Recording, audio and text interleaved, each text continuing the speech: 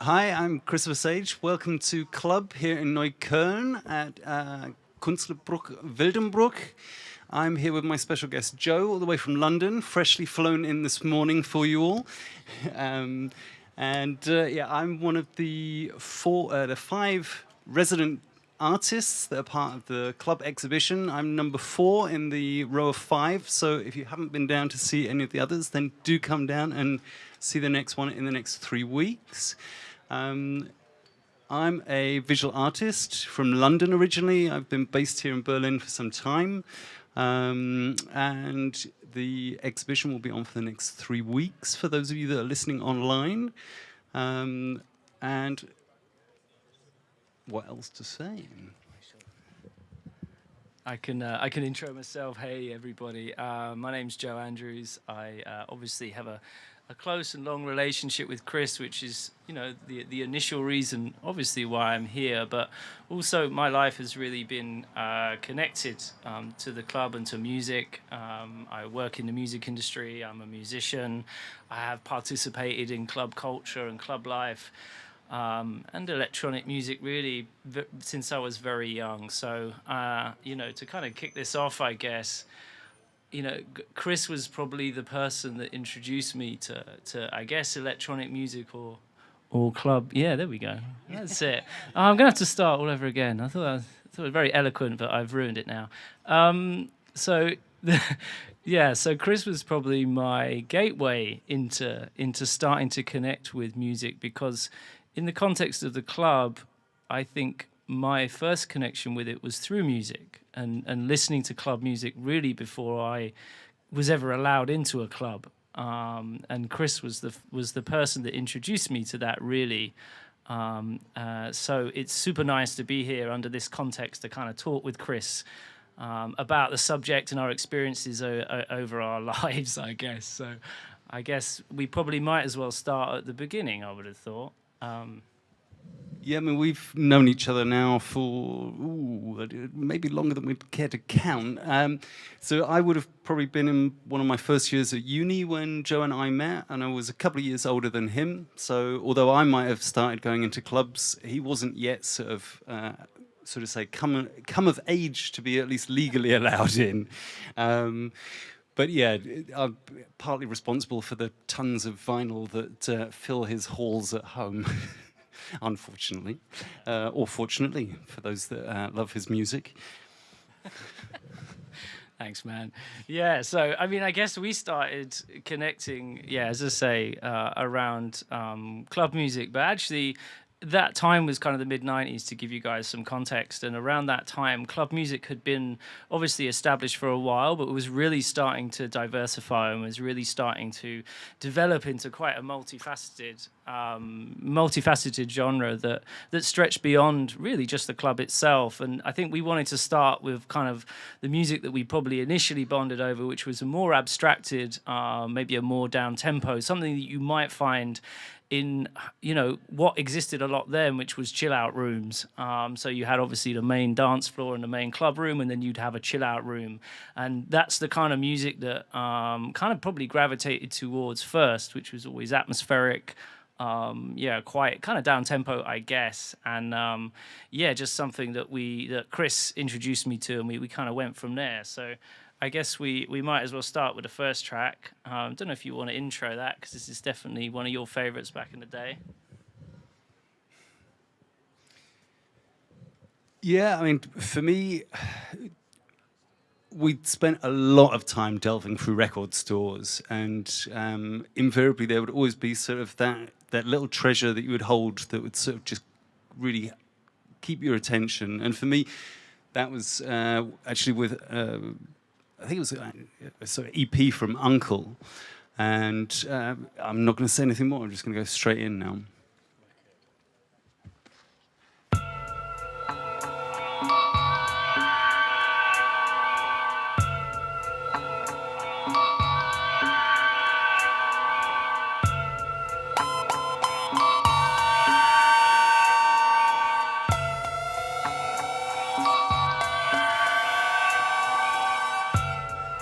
Let us now, in quiet transcendental meditation, ascend the spiritual mountain top, where we may expand the horizon and achieve a state of calm consciousness that will bring you the fulfillment of all your dreams. For as you meditate upon the illimitable splendor of the mountain tops, you will find an elevation of spirit, and you will aspire to the achievement of the greatest and the best for your future destiny. I shall lift mine eyes unto the hills, from whence cometh my deliverance. You will begin now in this ascension of the spiritual mountain top of your glorious reality, as you rise above the shadow-filled lowlands of mortal mind self. You will leave behind the sensations of mind, of appetite, and of animal lust and passions, all chaos and all war, all lack and all limitation, reside there in those shadow-filled valleys of despair.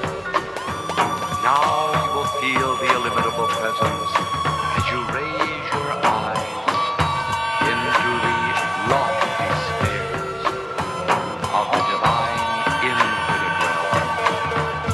You will ascend to the realm of the mind and the intellect, and you will color your thoughts now with a kaleidoscope of rainbow hues, of soft, gentle colors that will diffuse the sense of reality, cause you to see with clear vision a lofty spiritual mind. You will be aware of the divine gift of creativity within your mind. You will unfold the power of your imagination. You will grow wings of the soul and rise above the everyday world of cares.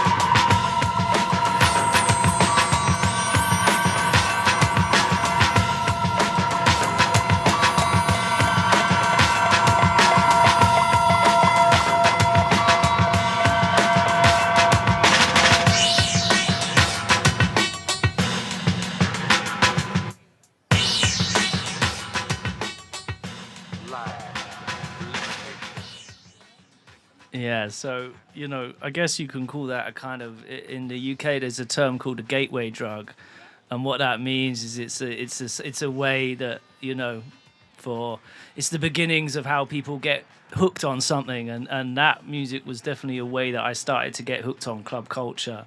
And I think around that time things were diversifying a lot within dance music, and hip hop and sort of dance electronic music was certainly combining in quite a significant way that allowed people like me who maybe were too young to go to the club or had come from different types of music to really start to be inspired by what club music was and what the club was. And again, at that point, it was a very kind of, for me, it was it was all about imagination. I didn't really know what clubs were.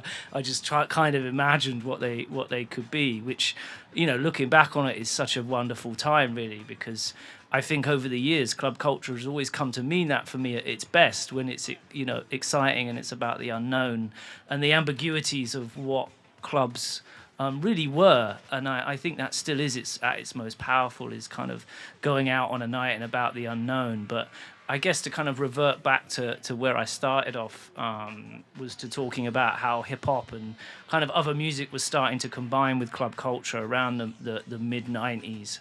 And I guess there's another track which really meant the world to us, really. I think it was this record still means a lot to me. It's still I'm very passionate about it, because it kind of set the framework for my love of dance and electronic music in general, which is probably more on the atmospheric side. I don't know if there's anything you want to say about the next track, Chris, or how we came across it, or we can just roll into it. Yeah, I mean, it was a epic album for us, I think, for hours of sort of listening together, plowing through various sort of records and EPs. And it was something that always was sort of referred back to. So, yeah.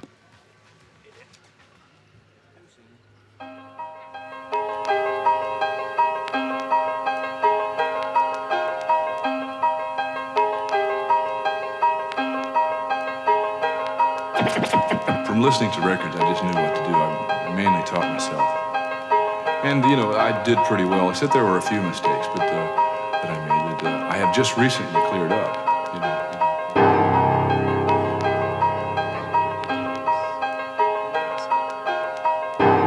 I'd like to just continue to be able to express myself as best as I can on the instrument. And I feel like I have a lot of work to do still, you know. I'm a student of the drums. And I'm also a teacher of the drums, too.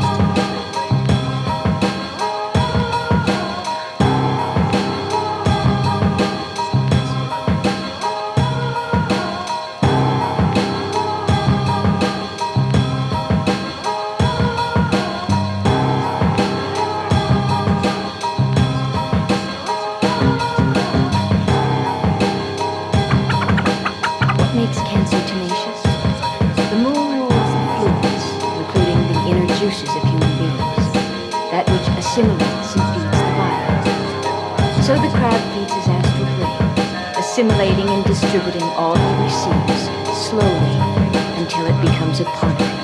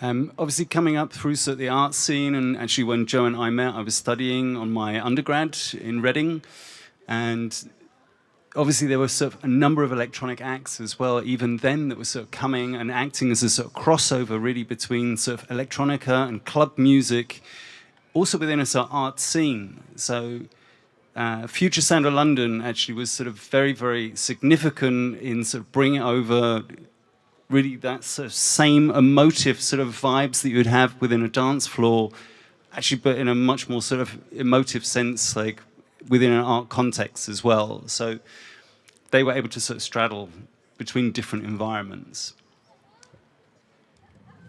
Yeah, and I mean, I guess like question to you, Chris, around that time, did you find that you know, when you were going to clubs, this kind of music was played when you came home, or was it like more at the beginning of a club night, or like when did that kind of music really resonate with your friends and your peer group, I guess? Yeah, I mean, obviously we had like sort of more down-tempo, so chill-out rooms and so forth. So occasionally there were tracks actually from Future Sound of London that would also be in the club context. But often that was also a sort of post-club sort of, let's put it down as like a cool-off or come-down sort of scenario. So it was very much that kind of electronic hug that you were getting when you were coming home after a heavy night on the dance floor. That's wicked. I think electronic hug is no more needs to be said.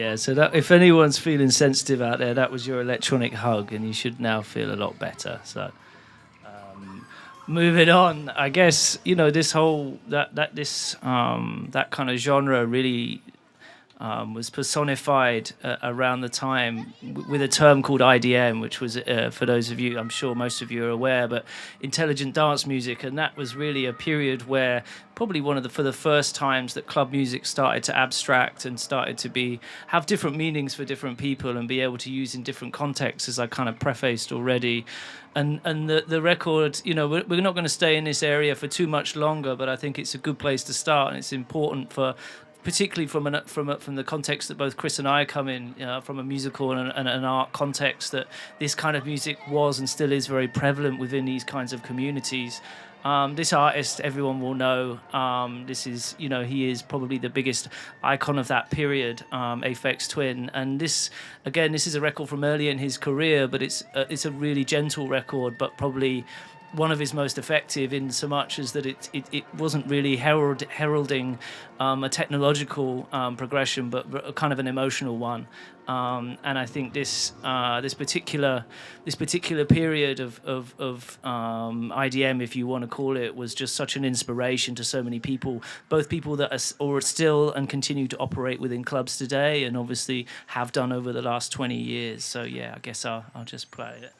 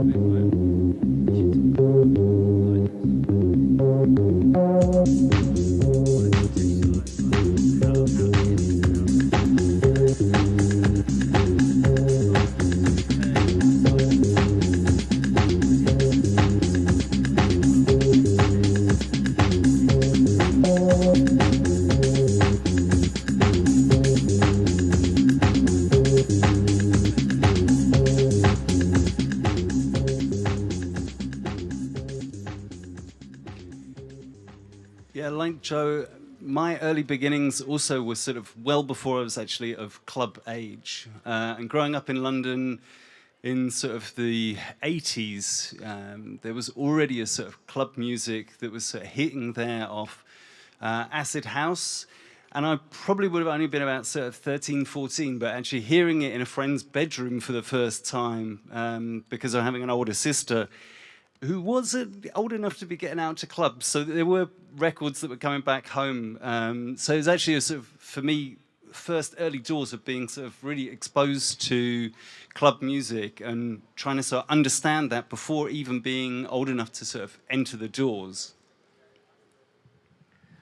Yeah, I guess acid house, as soon as I heard that term, I was like, I have no idea what it is, but I'm in. I'm up for it. I think, like, yeah, the term house music and garage music were things that I heard at school. I couldn't work out what they were. So for a long time, I guess, like, my connection to it, as everybody, right, with this kind of music was abstract until you got in the club, and this music made sense when you got in the club. A little bit, obviously, more stripped down, more minimal than what we've just heard, really. And this is one of the kind of building blocks of that. Everybody will know it. It's that what was termed acid house, but actually the early acid house tracks obviously were from Chicago.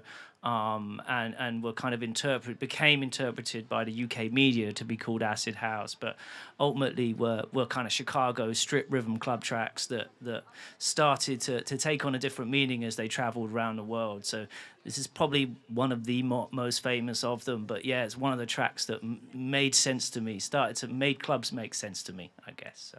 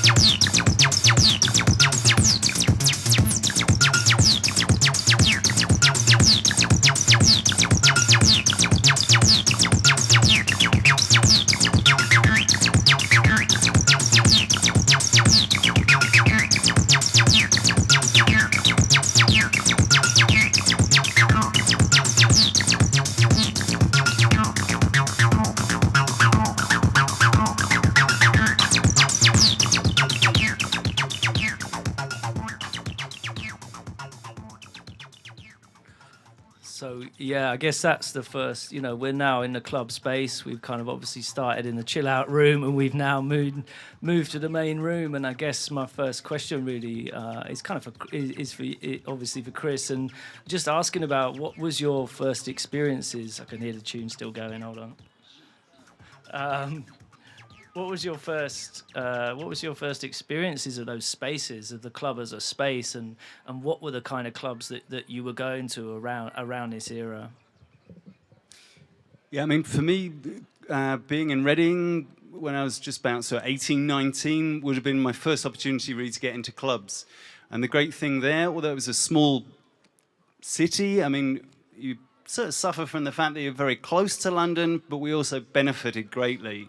There was actually a really nice Jamaican-owned club called the After Dark Club that was amazing, really small, intimate space. But whoever was putting on those nights managed to get big-name DJs out of London, up into Reading, for an absolutely crammed club night. So, I mean, you would be shoulder to shoulder, sort of dancing, sweating off each other, and usually being showered on from sort of the ceiling because it was such a sort of small, sweaty atmosphere, but amazing sort of music, and you would just dance until the bouncers would be throwing you out the door. Yeah, I mean, that's, brings back memories for me, man, too. Like, the small spaces for clubs were always really what my first experiences were. And to be honest, for most of my clubbing life, they were my favorites. It was about going with a few people, being very intimate with the community that was around you, because it felt like a community. And most of those clubs were, they were pretty rough and ready. They were not pretty. They were not like posh. There was nothing, there was a lot of times no cloakroom even or anything like that. But it was just about a community. And I guess that side of things and those environments and those spaces are what added to what I'd already understood about the music itself, and really when those two things came together, as I'm sure everyone's experienced, that has really made both of those elements transcend themselves and become something really quite special. So yeah, I feel that, no doubt. Crack on. I mean, this is, again, like, we're picking pretty obvious tunes here, but from the 90s, that's there's certain things that bring back those memories and collective memories, and I guess those bigger tunes always do that. So yeah, everyone will know this one too.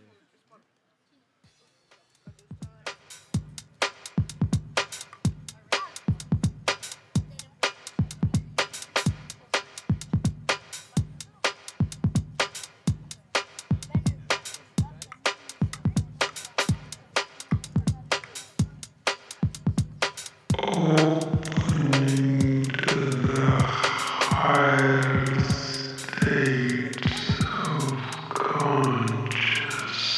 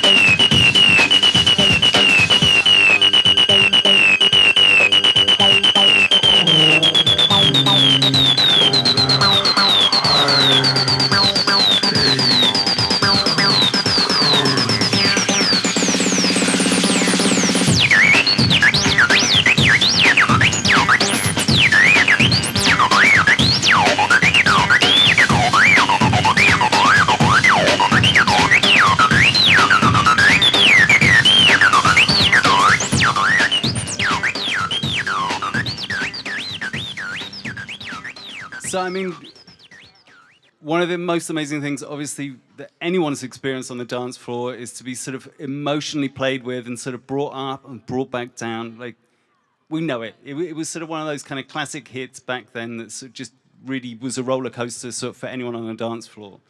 But also outside of clubs, what was also important was about sort of being exposed to sort of new music. And often there was sort of like a passion to hear things that like you didn't necessarily have access to, you know. Depending upon where you are, like there's different sort of clubs, and what they're actually offering were not necessarily always what you were after. And for me, during sort of the mid-90s, there was a radio sender, sorry, I'm switching between languages, a radio station that actually initially started out as a pirate station, KISS, and their main mission was actually about sort of promoting, sort of say, Afro-Caribbean sort of black music of sort of that period, and that was sort of really instrumental as well about opening up the possibility of hearing jungle and drum and bass, which wasn't necessarily immediately available in sort of clubs on my sort of doorstep, certainly at that time. Yeah, my experience with this was pretty multifaceted in terms of when I was growing up.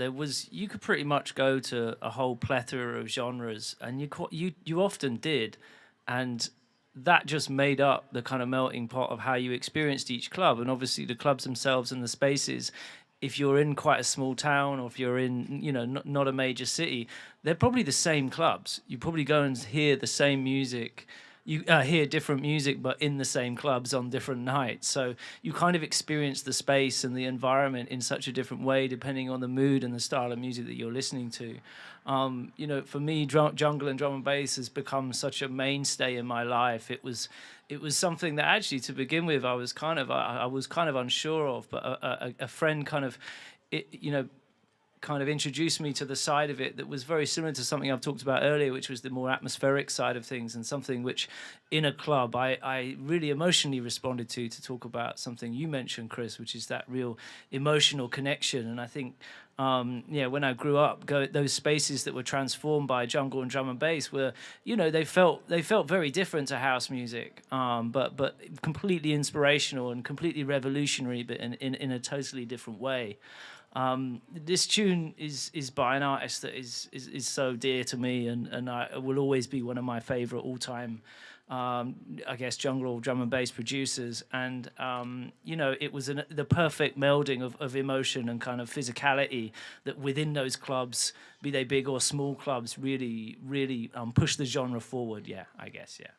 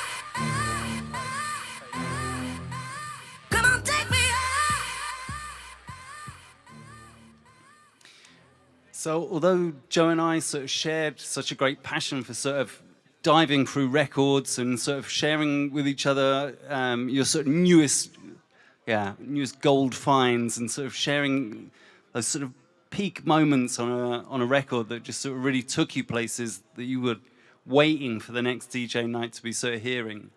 The great irony was that actually he went off to study at uni in Brighton, so we never actually had a lot of time on a shared dance floor. Yeah, what a shame. That was very sad. I guess my time there, my connections to clubs was just end of the night because I really couldn't be bothered to do it.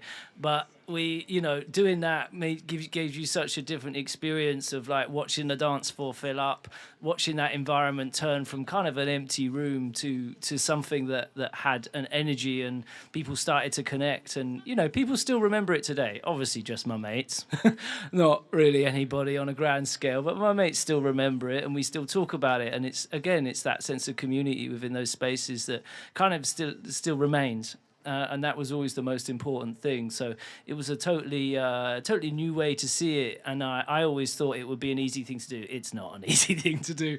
At least it's not easy to do it well. But techno was what really, I started to deeply fall in love with, Detroit particularly.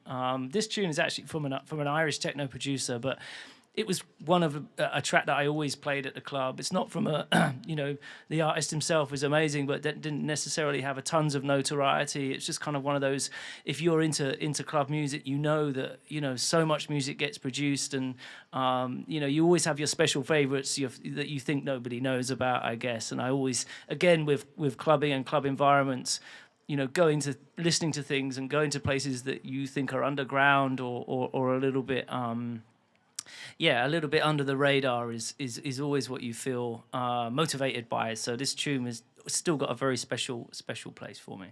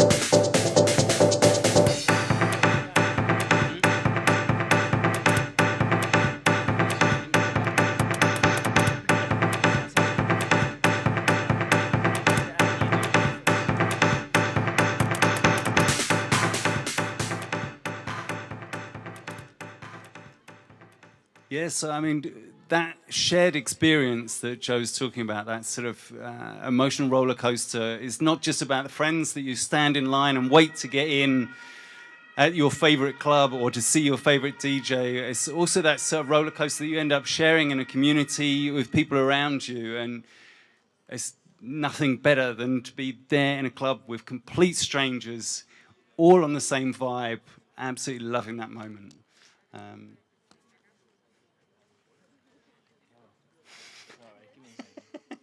Say something else. That was quick. It was too quick. I'm still going. Yeah, for anyone that's questioning, this is me quitting smoking. So, yeah.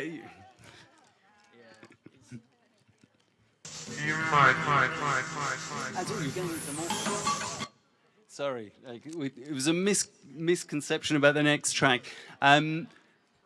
So actually, while yes, you're shoulder to shoulder in a club with a load of strangers, all on that same vibe, and really, yeah, riding it out for every minute that it's worth.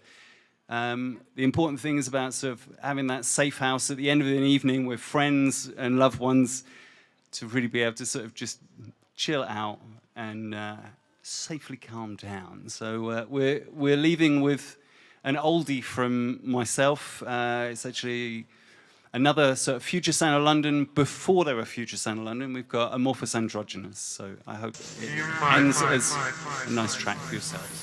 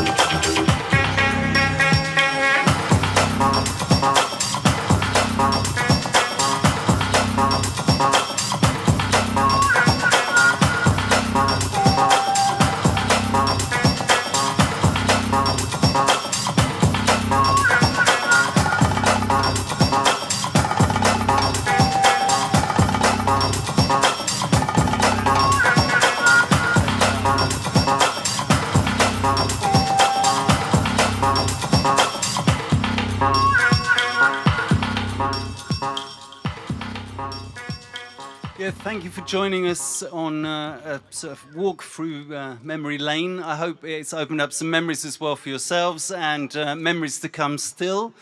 I hope we haven't bored you with too many sort of obvious tracks. We have saved you from some brutal music as well, actually, that we chose at the last minute to maybe avoid. Yeah, I mean, that wasn't my picks, but I'm only joking. Yeah, thanks a lot. Really appreciate it. Thank you very much for inviting us to do this. It was super fun. Really nice to get a chance to do it with a close friend of mine, Chris. So, yeah, lovely. Thank you. And we're going to hand over to Frauke, who shortly will be opening up the dance floor for yourselves to continue the party. So, ciao for now.